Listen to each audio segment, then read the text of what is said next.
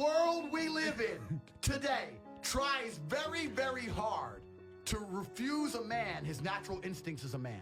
Right, this whole idea of being toxically masculine is complete garbage. And the reason it's garbage is because it's a first world problem first.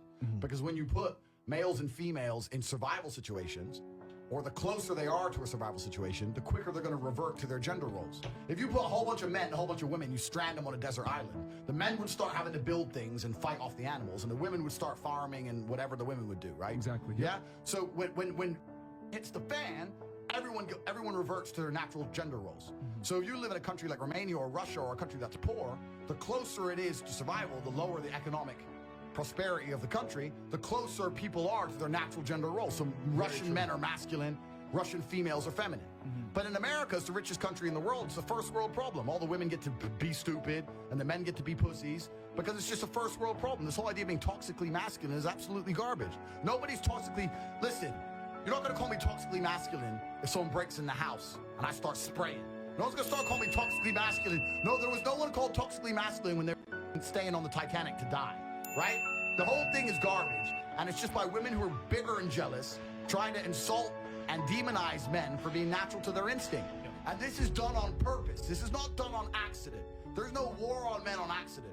Men are the ones who start revolutions. If you look at any revolution in history, it was the men who were on the street and started that revolution. If you want to control a populace, the first thing you do is control the men. When the Romans went and conquered Sparta, they killed all the men, all the young boys, all the fighting age males. When you're left with nothing but females, you can conquer and control a society. It's because they've destroyed the masculine spirit in men.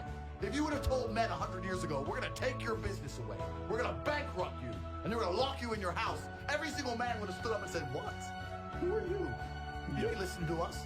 The people who are in charge of the world want to control the population. The easiest way to do that is to remove the warriors from the populace.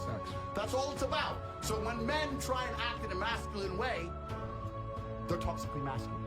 They demonize us. And then another way they do is they try and shame us. Shame is another tactic. You need to be teaching stoicism. You need to be teaching young men to understand that the world is very, very difficult. It's hard to be a man. You're going to feel bad sometimes. You need to suck it up and perform anyway. Not just sit there and cry your eyes out and blame other people. There's no such thing as too much masculinity if it's genuinely masculine. Genuine masculinity is not out here to hurt people. It's absolutely the opposite. It's out here to protect. And when bad things happen, they call traditionally masculine men. If you need a firefighter, you need a masculine man. When you call the police because of the problem you had, you want masculine men. And as soon as a woman or a man is in trouble, when you look for backup, you look for masculine men. And masculine men have a duty to provide and protect those they care about. We have a duty to do things we don't feel like doing because we know we're supposed to do them. And that's why we stayed in the Titanic and died.